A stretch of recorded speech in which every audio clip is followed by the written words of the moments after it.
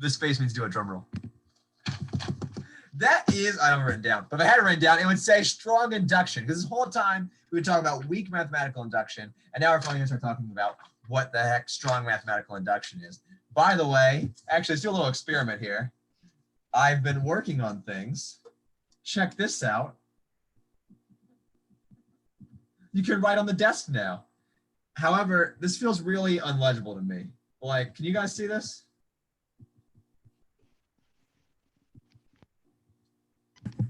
I can see it, but it's definitely fuzzy.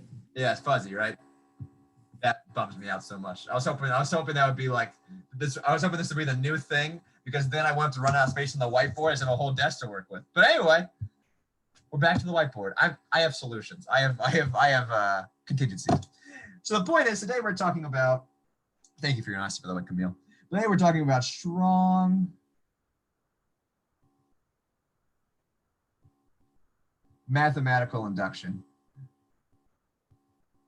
And I have absolutely racked my brain trying to think of a nice physical example of this, but it's very hard. So strong mathematical induction is compared to weak mathematical induction. And let's go over what the heck weak mathematical induction was. Weak mathematical induction always went like this. To prove that some claim was true, P of n, for every number bigger than or equal to A, right? What you did is you first prove it for A, and then you showed that for anything bigger than or equal to A, if it was true for n, it would be true for n plus 1. So basically all you showed is that you found some number A that was true, and you proved that for everything, including that and after that, if it's true for this, it's true for the next one. And it's true for the next one. So therefore it's true for the next one, the next one, the next one. And this was the whole thing we had with the dominoes, right? Where you had a whole line of dominoes here, right? And the whole thing about dominoes, the whole reason why we love that example so much, or at least I love it, but I hope I can speak for you and say you guys also love it. And that is that because this is a very nice physical way to think about what's actually happening in induction. What's happening is once you prove the base case, once you prove that that's true, well, this inductive step tells us that then P of A plus 1 is true. And then P of A plus 2 is true. And then P of A plus 3 is true. And then P of A plus 4 is true. It's this domino effect. Everything after that falls into place. So everything I'm talking about here is weak mathematical induction. Why is it called weak? Well, because people like to make fun of it. But the reason is because of in weak mathematical induction,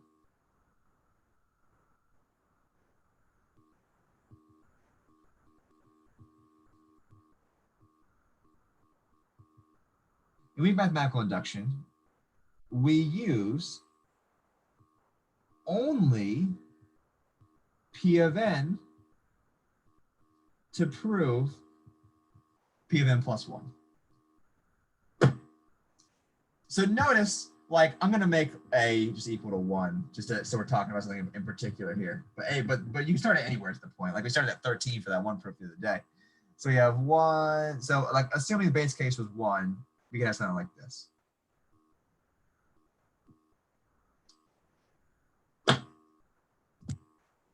So notice that to prove P of 3, all we need to know is P of 2.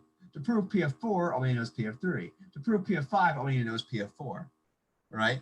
The way that weak induction works is we use just P of n to prove P of n plus 1.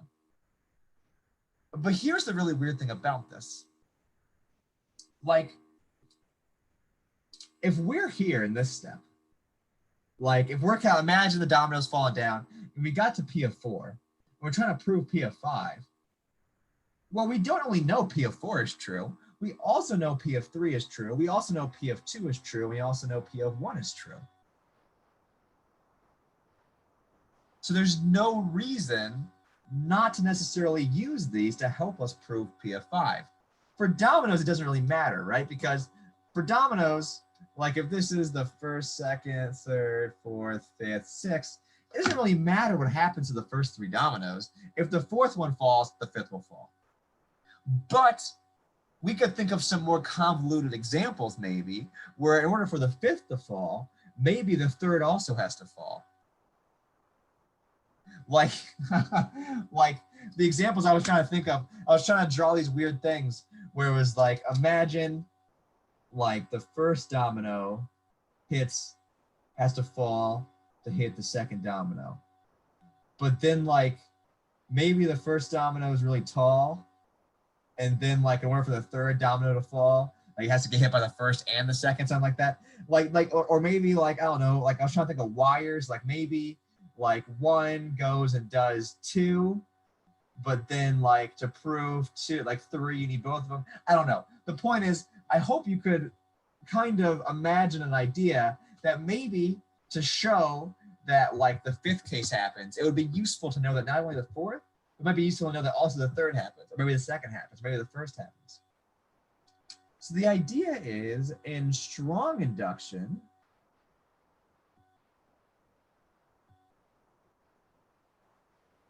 we use P of 1 and P of 2 and P of 3 all the way out to P of n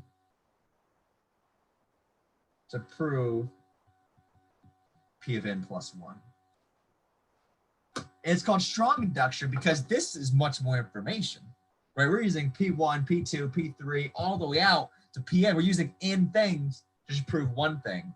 Whereas in the dominoes and weak induction, we just use one to show the next. Whereas in strong induction, we use everything before it to show the next. Which, why not, right? Because, you know, the way strong induction would work is you have P of 1, and as a base case, you know that's true. And then you use that to prove P of 2. But then the way strong induction works is instead of using P of 2 to prove P of 3, why just use P of 2? You can also use P of 1 in that. So you use P of 1 and P of 2 to prove P of 3.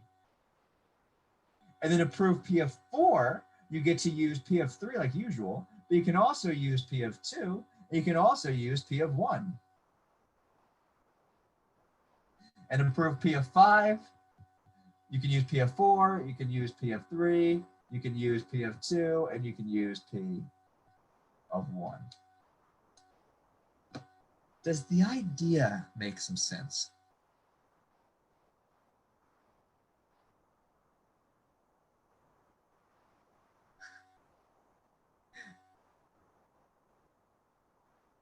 Yes? No?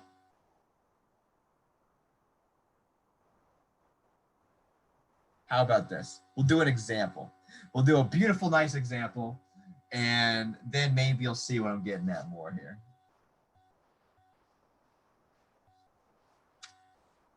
All right. So let's say we're trying to prove the claim that the claim is the big claim. It's the fundamental theorem of arithmetic.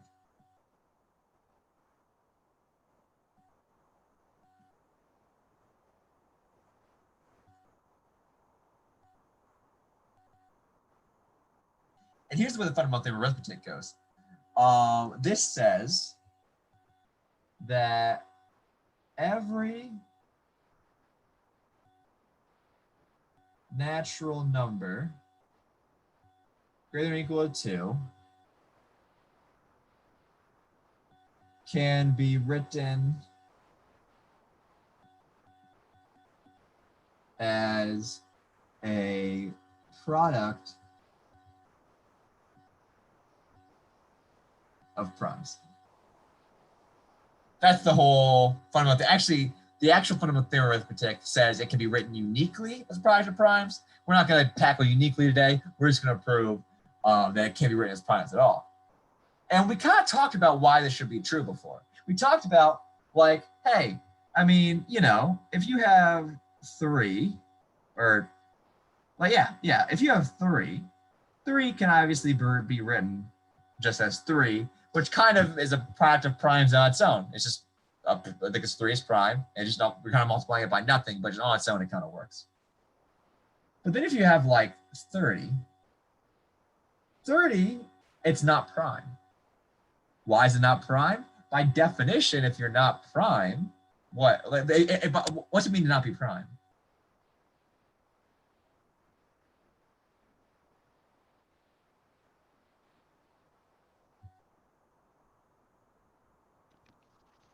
So to not be prime, it has to be like divisible by something not of itself and one. Exactly, right? So why is 30 not prime? It can be divided by 10. Yeah, 30 can be divided by 10, right? 30 equals 3 times 10. Okay, nice. We said that 3 is a prime. Is 10 prime? No, Why is that, Sava? it's because it can 2 and 5 multiplied to 10. Yeah. Because 10 equals just 2 times 5.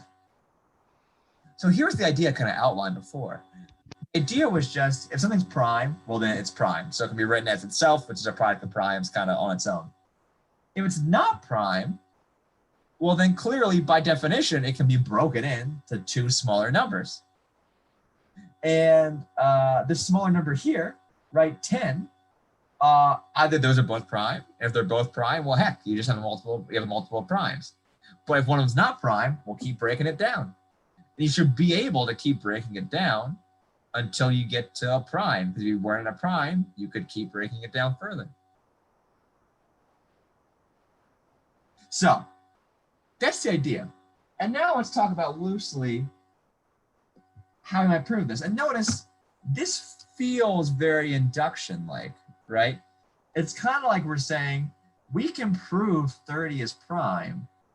Or sorry, we can prove 30 can be written as a product of primes because we know 3 and 10 can be written as a product of primes.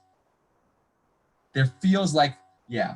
So stick with me for a second. I'm not going to write the formal claim. I hope you understand what I'm talking about. Actually, I'll write it. Formal. This is just saying that for all n and n, there exists a P1 through Pk in primes such that n equals P1 times P2 times P3 all the way up to Pk. And by the way, this right here, I should introduce each of these variables separately, but actually writing this down totally formally is a bit of a pain because it's kind of like we don't know what k is, like how many there exist sign there are. So that first you have to introduce k, and then you have to introduce a whole bunch of things. So I'm just gonna, to avoid confusion, I'm just gonna do this. I think we all know what it means, but it's not technically formal. Anyway, let's go ahead and try to prove this. Oh, actually, I want to say for all n,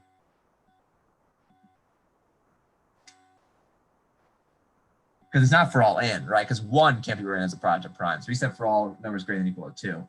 So for all n, I'll say in the set x and n such that x is bigger than or equal to 2. There we go.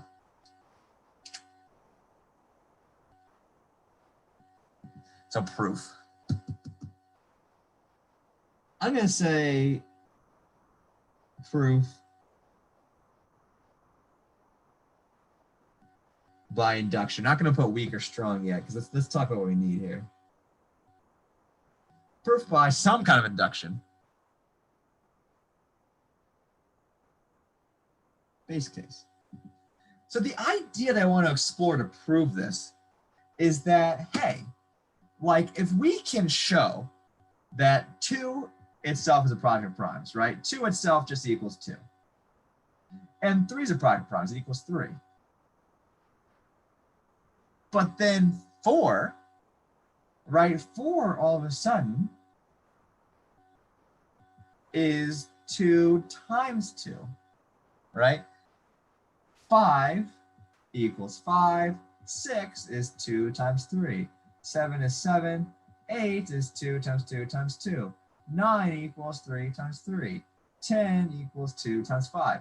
These are all the prime decompositions for each of these numbers going through. And here's the thing to notice, right? At each step, either you're prime, or if you're not prime, like if you're 4, you're 6, you're 8, you're 9, you can be broken down into smaller numbers. So maybe 8 I should have written instead as 2 times 4, right? Which equals 2 times 2 times 2. The point being that if you're not a prime number, you're guaranteed, yeah, I'll do 12 too. 11 is just 11, and then 12 is 2 times 6, which is 2 times 2 times 3. The point being, if you're not prime, you're guaranteed to be able to be written as two things multiplied by each other, right? 4 is 2 times 2. 6 is 2 times 3. 8 is 2 times 4. 10 is 2 times 5. 12 is 2 times 6. But because we have two things multiplied by each other, right? 2 and 6, 2 and 4, 2 and 3. Notice these two things are smaller than the number you started with. So, for example, once you get to 12, if you know that everything less than 12 can be written as a product of primes, well, that means 2 times 6, since 2 and 6 are less than 12, must be able to be written as a product of primes. 2 is just going to be 2, 6 is 2 times 3. So once you get to any number, if you know all the numbers before that can be written as a product of primes, then it's guaranteed that that number can be written as a product of primes. Does that make sense?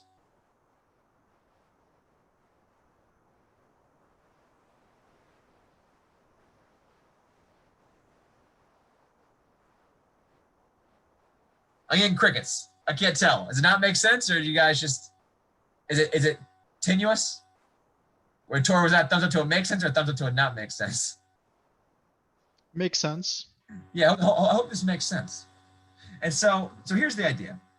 We're gonna start with the base case. We're gonna say base case. Notice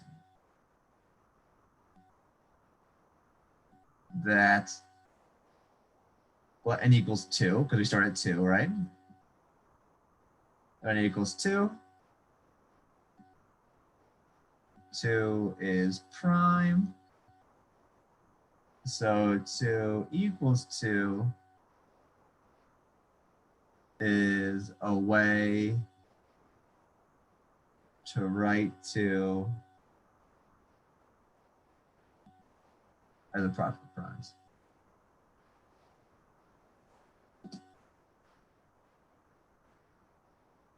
Real simple. 2 just starts off fine.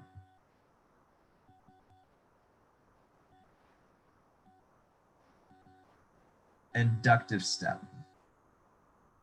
Here's the idea. I'm gonna erase this, give some more room.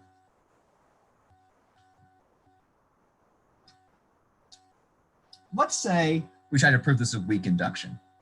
If you prove this with weak induction, if we used weak here, then we'd want to show that for all n greater than or equal to, P of n implies P of n plus 1, where P in this case is you can write it as a product of primes.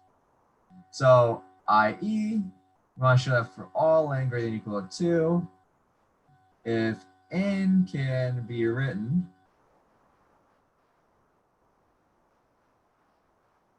as a product of primes, then n plus 1 can be written as product of primes. All right, so we're trying to prove that, right? This is go ahead. It's an if-then statement, right? You assume P of n, you try to show P of n plus 1. So let's let n be greater than or equal to 2 and assume n can be written as product of primes.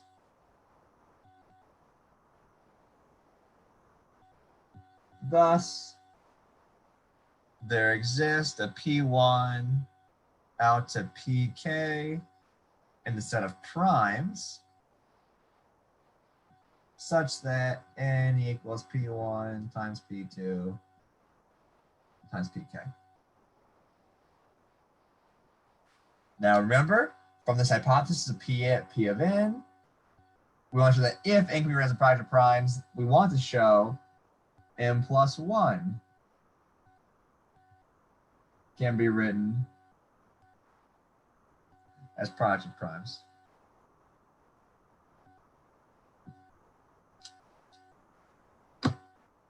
How can we do that?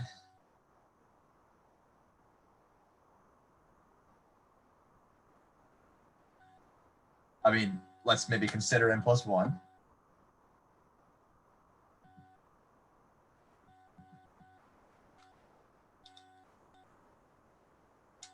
Here's the thing. If we know that n equals p1 times p2 all the way out to pk for some primes p1 through pk, can we say anything about n plus 1?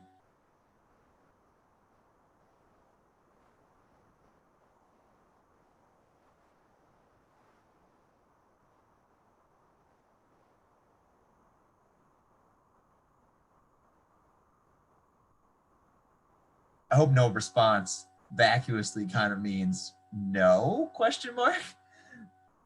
Because we can't, I mean, we do a proof in class actually saying that since we know P1 divides in, it won't divide n plus 1. Because P2 divides in, it won't divide n plus 1. So none of these primes will divide n plus 1. But we can't say anything about primes specifically dividing n plus 1. Because the whole idea of this proof that we want to capture is that we know n plus 1 is either prime or composite. If it's composite, it could be written as sum like a times b, where a and b are less than n plus 1. But we don't know that a and b are going to be n.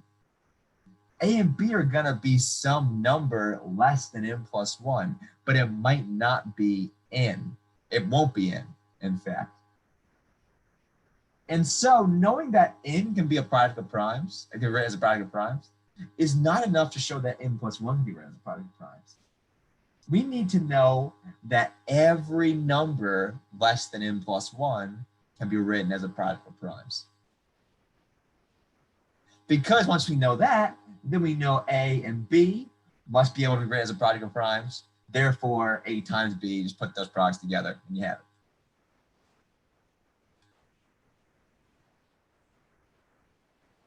So we don't want to use weak induction.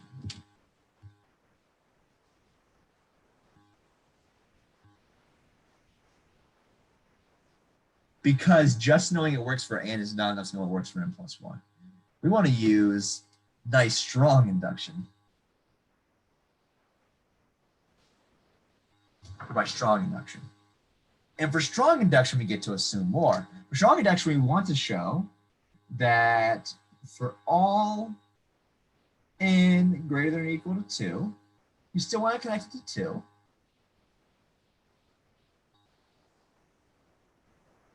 P of 2 and all the way up to P of n imply P of n plus 1.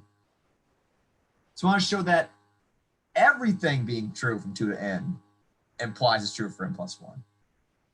So i.e. we want to show for all n greater than or equal to 2,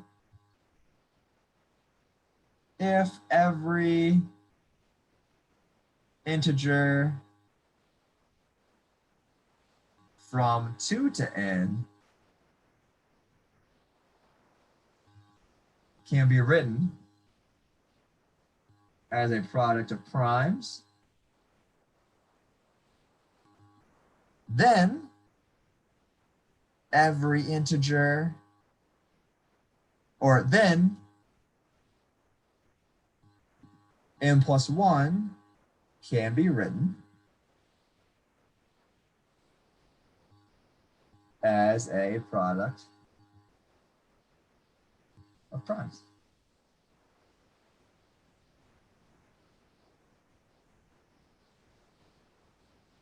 That's what we're trying to show. Because if we can show this, and we know it's true for 2, well, then it's got to be true for 3. And then if we know it works for 2 and 3, then we can show it works for 4. And we know if it works for 2, 3, 4, make sure it works for 5. If it works for 2, 3, 4, 5, it works for 6. If it works for 2, 3, 4, 5, 6, it works for 7. I feel really bad for people watching this on double time right now because it's really, really fast. But the point is that this is induction, the exact same idea, except instead of having one domino hit another domino, you have like in dominoes hitting the n+1 domino all together somehow. I don't know how to draw that. I'm sorry. But the point is, yes, this is the idea. So let's just prove it. And the proof we already went over. So now, we're going to let, so now, we have an if-then statement, right? Where the domain's all in greater than or equal to 2. And it's just the hypothesis here isn't P of n, but it's P of 2 all the way up to P of n. Let's go ahead and let n greater than or equal to 2. And assume that for all k and z, such that 2 is less than or equal to k, less than or equal to n, k can be written as a product of primes. And actually, I don't want to use, I'm going to use m here. You can use k. You can use k. I'm going to use m, so I want to use k for something else. The point is, this is just saying exactly what we said before. Just for any number between 2 and n, we could write as a product of primes. Now consider n+1. Here we go. What are the options for n+1?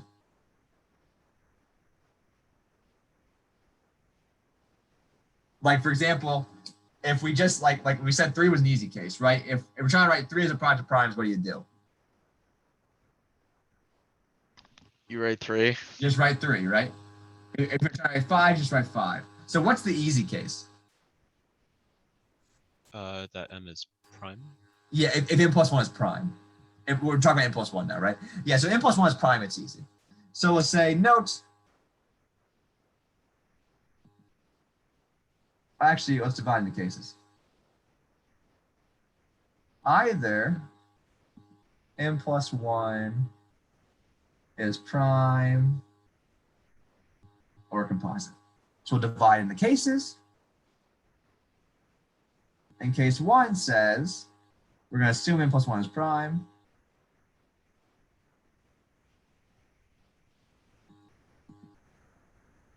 Is prime.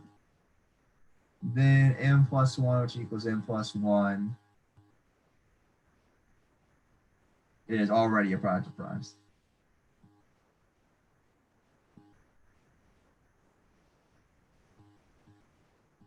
A product of primes. That's the easy case. The harder case is if we assume n+1 is composite.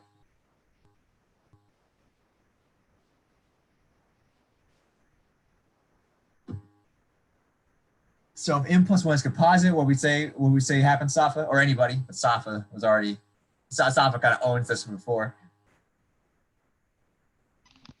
If it's composite, it can be divided by like multiple things other than itself and 1. Yeah. Assume n+1 is composite. And by definition of composite, there exists some A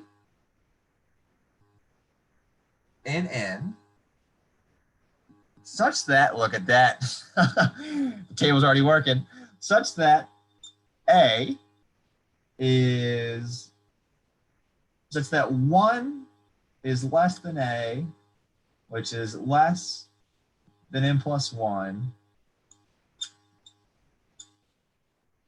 and A divides N.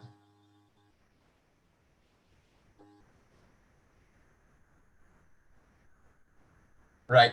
It just means a non-trivial divisor. Something divided that's not one in itself. Thus, N equals AB for some B, and N by definition of divides.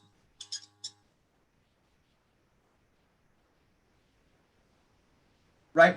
If A divides N, well then, you know, there's some integer A times B that equals N.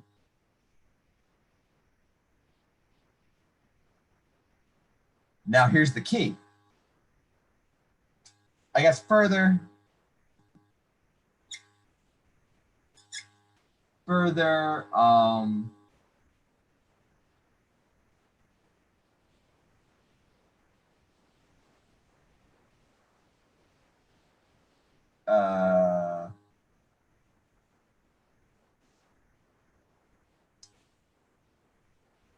I'm just gonna say technicality missing.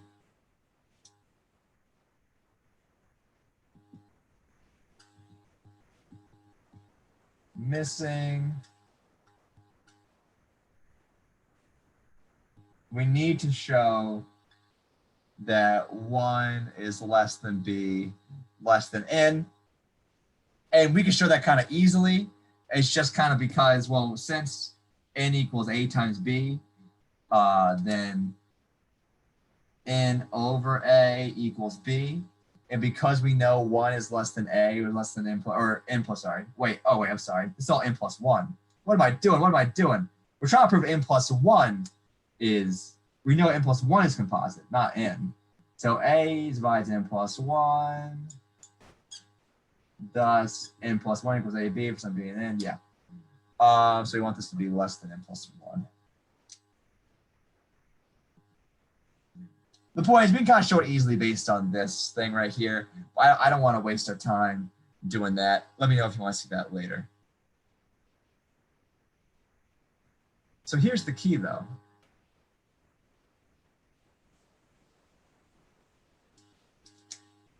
So now we need to show, yeah. So we're just gonna assume that 1's less than B, less than A plus 1 like we want. Or maybe I should say 2 is less than equal to B. Yeah.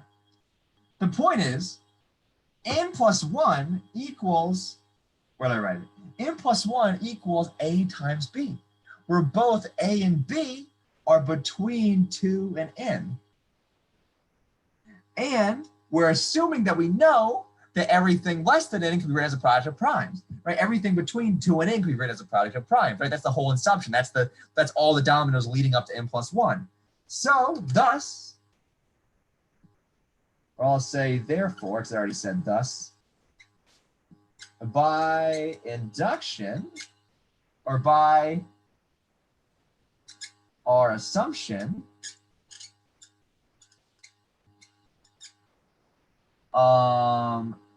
since 2 is less than or equal to A, less than or equal to N, and 2 is less than or equal to B, less than or equal to N. And by the way, here I wrote 1 is less than A, less than N plus 1. But since A is an integer, if you're bigger than 1, well, that means that you're at least 2. And if you're less than N plus 1, that means you're at most N. Oh, that makes sense, right? Like the biggest number less than 5 is 4. And the smallest number greater than 1 is 2. Anyway, yeah, so we have this right here. Yeah, so by assumption, since 2 is less than A, less than equal to N, and 2 is less than B, less than equal to N, we know that B can be written as product of primes, and A can be written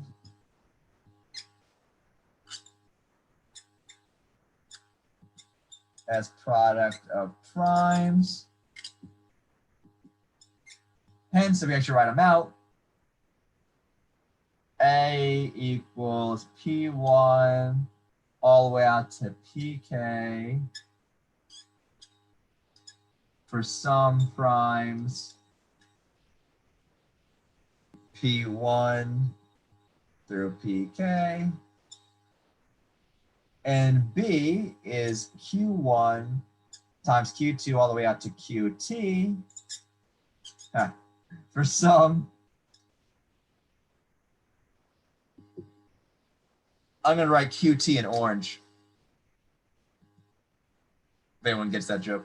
And then for some, for children. And then for some Q1 all the way up to QT primes.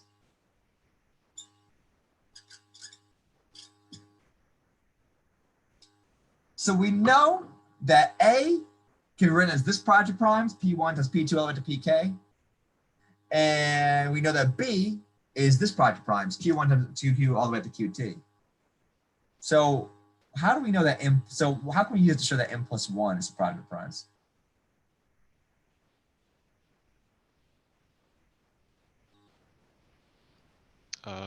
Is this just the product of A and B is also a product of primes, or? Yeah, I mean, we know M plus 1 equals A times B. And so then just note A times B equals P1 times PK for A times Q1 times QT by substitution.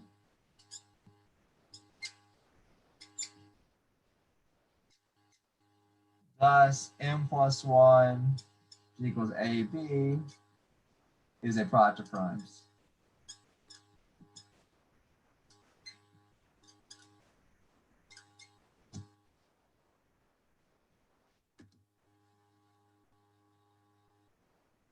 Done.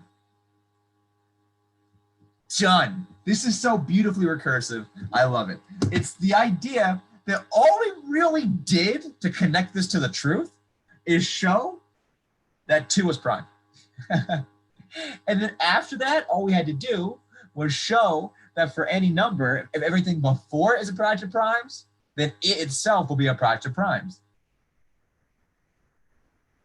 And we did that beautifully because either it's prime, in which case it's easy, or it's composite, in which case it can be multiplied by 2 things that are less than it. Those 2 things have to be product of primes because of our assumption. Therefore, it has to be a product of primes. And then that means it's got to keep going. That means 3 is guaranteed to be prime. 4 is guaranteed to be prime. 5 is guaranteed to be prime. 6 is because everything before it is. 7 is because everything before it is. 8 is because everything before it is. On and on and on and on and on. So you prove for all integers. So I guess there's one last line here that just says, and I'll say last line.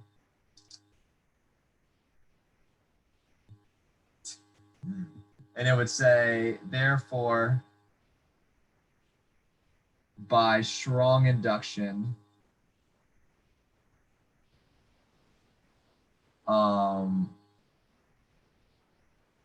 every natural number n greater than 2 can be written as a product of primes.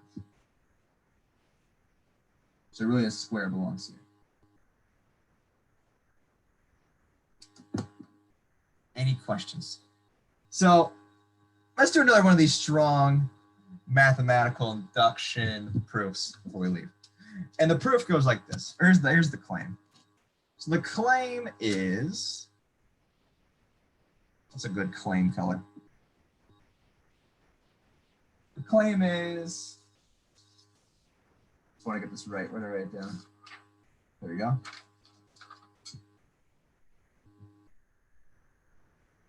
Actually, the claim's about this recurrence. So I'm going to define a sequence. So the sequence is going to go like this. We're going to have A0 equals 1 and A1 equals 0. So we have 2 base cases for our recursive case. And then we're going to have AI is going to equal AI minus 1 plus AI minus 2. Actually, I'm sorry. I wanted to have 1 and 2 here. There we go. AI minus 1 plus AI minus 2 plus I for all I greater than or equal to 2.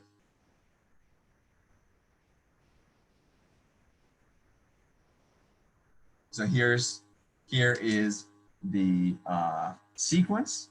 And then my claim about this sequence is that for all I greater than or equal to, for all I in the set of integers such that x is greater than or equal to 0. So for all integers greater than or equal to 0, AI is even, I is even,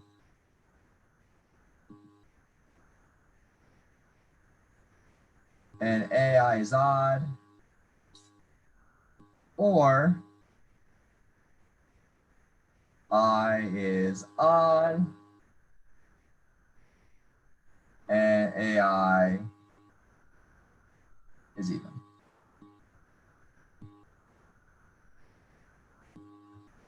So just saying that I will be the opposite of AI. The index will be the opposite of whatever the actual thing is. That's the weird claim about this weird set of things. And let's just look at a couple, right? I mean, A0 equals 1. 0 is even, 1's odd. That checks out. A1 equals 1. Or sorry, A1 equals 2. 1 is odd, 2 is even. That checks out. A3 is the first interesting one. This is going to be, so the way you make the next terms in the sequence is you add the two previous terms and you add the index. So here the two previous terms are going to be 1 plus 2 plus the index is 3. So 1 plus 2 is 3, 3 plus 3 is 6. 3 is odd, 6 is even. A4, we're going to add the two, oh, I'm sorry, wait a minute.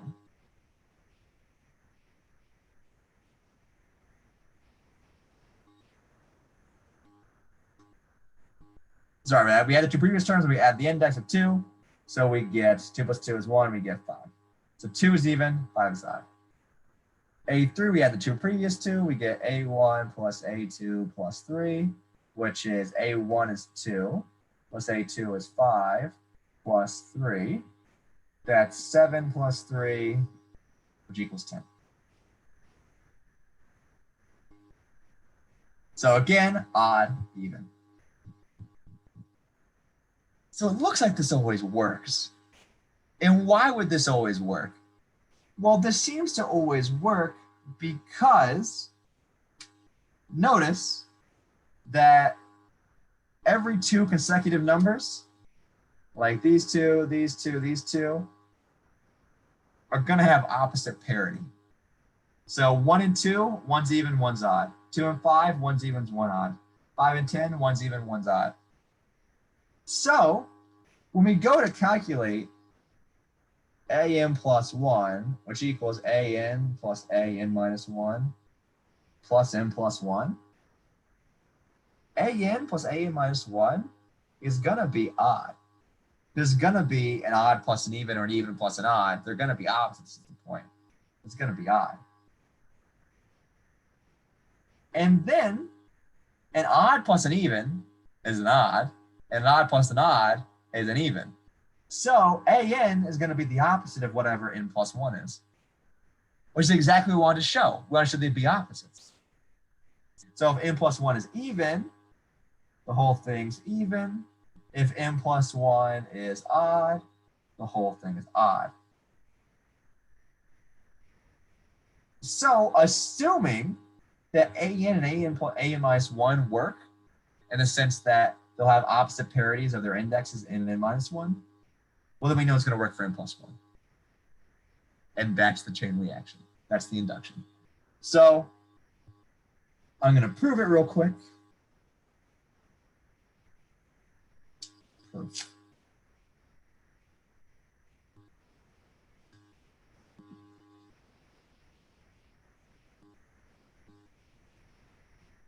Proof by strong mathematical induction. We're actually going to skip the base case and come back to it because it's a little interesting. Let's do the inductive step.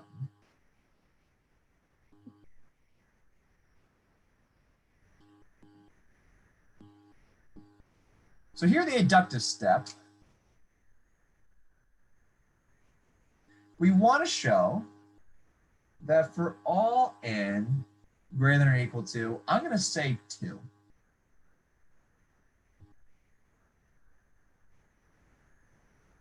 P of 0 all the way out to P of n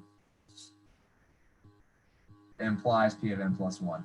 Why do I start at P of 0? Well, because remember, we want to show this for all integers greater than or equal to 0. So we want this to be true for all integers greater than or equal to 0. So in the base case, we're going to want to show P of 0 is true.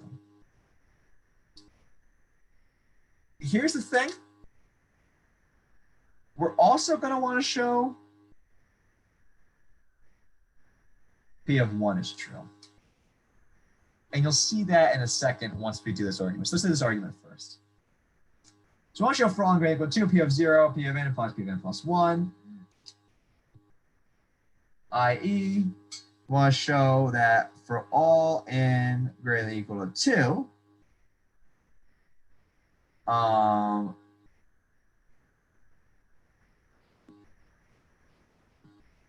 n greater than or equal to 2,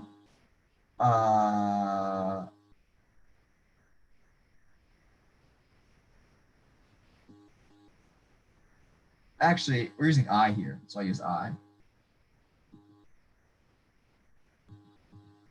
So I want to show for all I greater than or equal to 2, if k is even and ak is odd, or k is odd and ak even for all 0 less than or equal to I, k less than or equal to I, then m plus 1 is even, or then I plus 1 is even and a of I plus 1 is odd, or I plus 1 is odd and a of I plus 1 is even. This sounds really complicated. Let's just write down the claim. All we're trying to say here is that for every integer, we want to show that for any I greater than or equal to 2, if we can show that the claim is true for everything between 0 and I, then it'll be true for I plus 1. That's the induction, because then once you have that, you can prove the next one, the next one, the next one. So here's how we're going to do that. Let I be greater than or equal to 2. Let I be an integer such that I is greater than or equal to 2.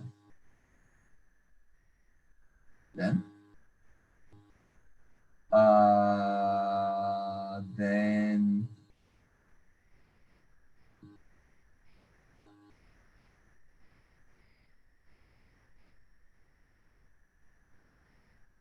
I'll say consider a of I plus 1.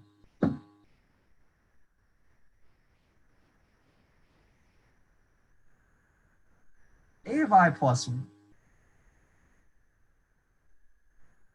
So notice that since I is greater than or equal to 2,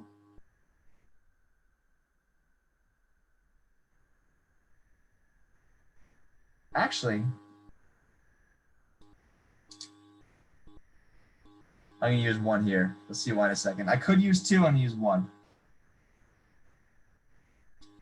Since I is greater than or equal to 1, I plus 1 is greater than or equal to 2.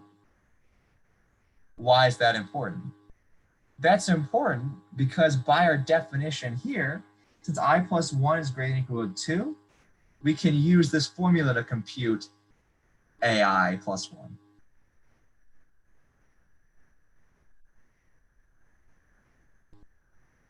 So, thus AI plus 1, because I plus 1 is greater than or equal to 2, we can use it here to show it's the 2 previous. There's going to be AI plus 1 minus 1 plus AI plus 1 minus 2 plus the index,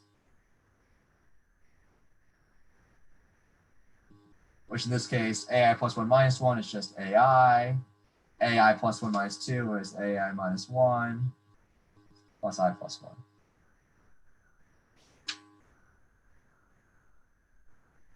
So here's the key.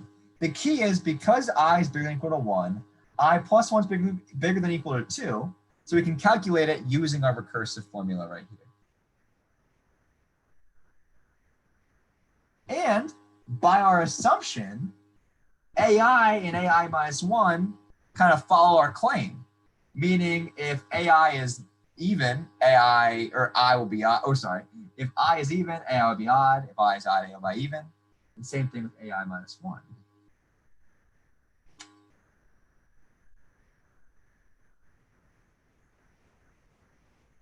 Note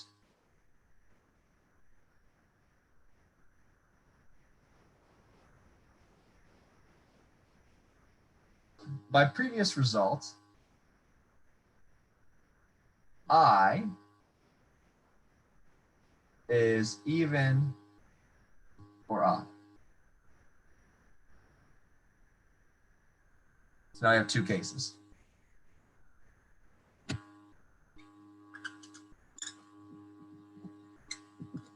Case 1, assume I is even. Then, since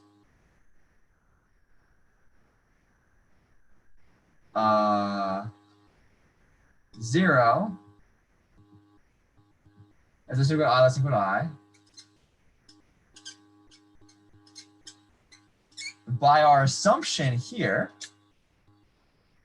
where we want to assume that P of 0 all the way up to P of I is true, by this assumption,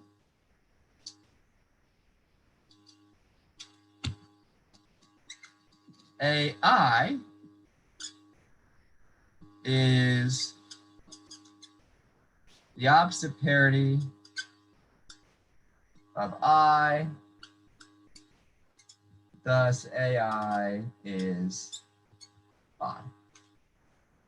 So since I is even, and we're assuming this claim holds, or assuming this claim right here holds for all I, for everything between 0 and I, that means that AI must be odd.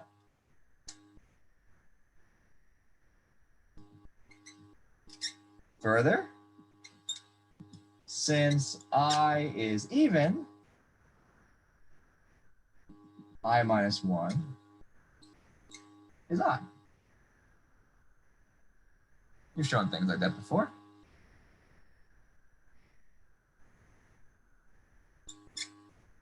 Then, because 0, because I is greater than or equal to 1, I minus 1 is equal to 0. Hence, 0 is less than or equal to I minus 1, which is less than or equal to I. Why is that important? Because again, we assume that for everything between 0 and I, our claim up here is true, that the parity of AI would be the opposite of A, or opposite of the index. Thus, by our assumption, AI minus 1 has the opposite parity to I minus 1. Hence, AI minus 1 I minus 1 was odd. Hence a minus 1 is even. Hence a minus 1 is odd.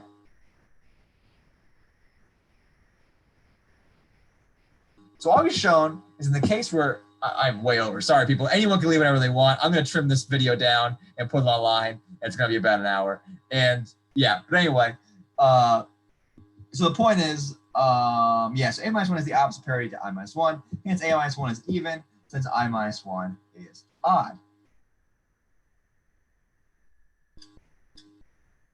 Thus, AI plus AI minus 1 is odd because an even plus an odd is odd. So we've shown that if I is even, AI will be odd, and AI minus 1 will be even. So AI plus AI minus 1 is odd.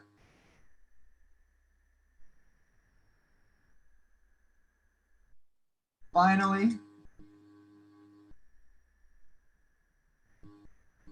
since I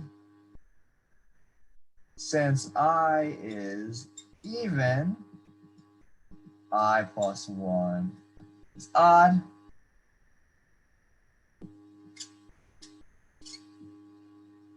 Thus, AI plus 1, which equals AI, is AI is I minus 1 plus AI, will be an odd plus an odd will be even.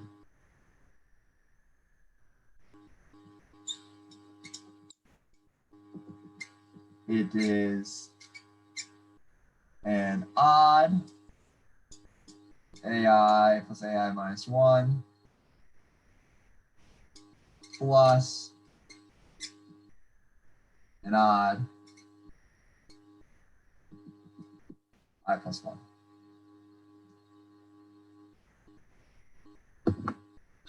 So, this might have seemed kind of complicated, but here is the point.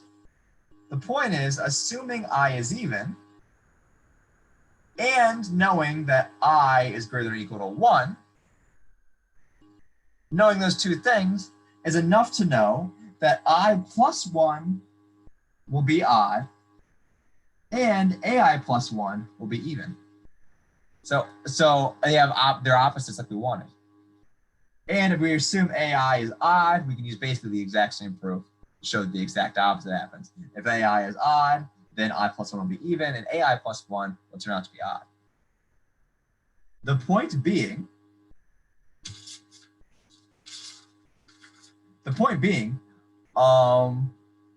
that assuming that I is greater than or equal to 1, we can assume that I is greater than or equal to 1, and assuming that the claim is true for 0 all the way out to I, we can show P of I plus 1 is true. We can show that the index and the term have to be opposite for I plus 1. AI plus 1 and I plus 1 have opposite parities. And so what I'm going to do is I'm going to just erase this. That's okay. And I'm going to say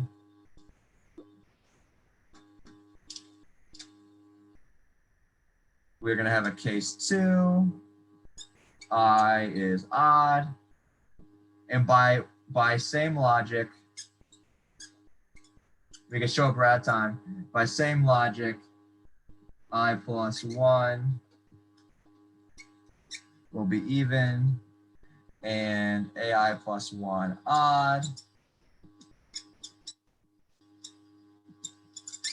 Thus, in either case, I plus 1 is even, AI plus 1 is odd. Thus, in either case, AI is even, AI plus 1 is even, and I plus 1 odd, or AI plus 1 is odd. and I plus 1 even.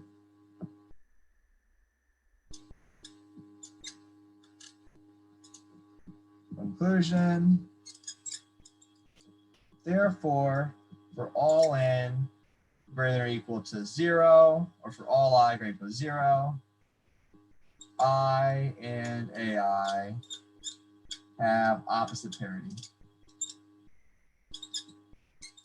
Meaning one's even and one's odd, or the other, or the first one's even, the next one's odd, or the first one's odd, the next one's even. So that was a very long and very convoluted kind of proof of even and odds, but here was the big point. The point is that once I is bigger than or equal to 1, once we know this, we know I plus 1 is bigger than or equal to 2. And if I plus 1 is bigger than or equal to 2, all of a sudden we can use this recursive definition to talk about AI plus 1. That's the key. I plus 1 greater than or equal to 2 means we can use this formula to calculate AI plus 1. And then using this formula was the key because we had this, and using this formula was the key to show that, oh, okay, it holding for the previous ones will prove it holds for AI plus 1. But we had to start at 1 because we needed to use this formula to do it. And so since we needed to use this formula to do it, we actually just need to show that it works for 0 and it works for 1 just by brute force, because we don't have a clever way to do it because they're just kind of like defined. So that's why we need to show the base case for 0 and 1, and then we start at 1. So we want to show P of 0, and P of 0, we can do that just by saying note 1 is, or 0 is even, and A0 equals 1 is odd. And here we can note 1 is odd. And A1 equals 2 is even. So sometimes in strong induction, you're going to have more than one base case. It just depends on when this chain reaction takes over. This chain reaction takes over once I is bigger than or equal to 1. So that means that to prove 2 is the first way we can prove using the chain reaction. So that means we have to show 0 and 1 by brute force. But I am way over. I'm going to write up this proof all nice and put it online. And I'm going to put out some extra examples if you guys want them too. So does anyone have any questions? You wanted me to talk to me about stuff, or the? Yeah, we'll do that. We'll do that in a second, Alex. Yeah. All right, no any questions. Sorry for going over, but this has been a great class. I wanted to get this down because I wanted you guys to be able to do your homework. So sorry about that. But like my announcement says, we will have class Monday. We'll be going over a bunch of reviews on this stuff. And then Tuesday, no class. Good luck on the test. No homework next week. So we're going to chill. So sorry for going over, but enjoy your no class day while you're taking the test.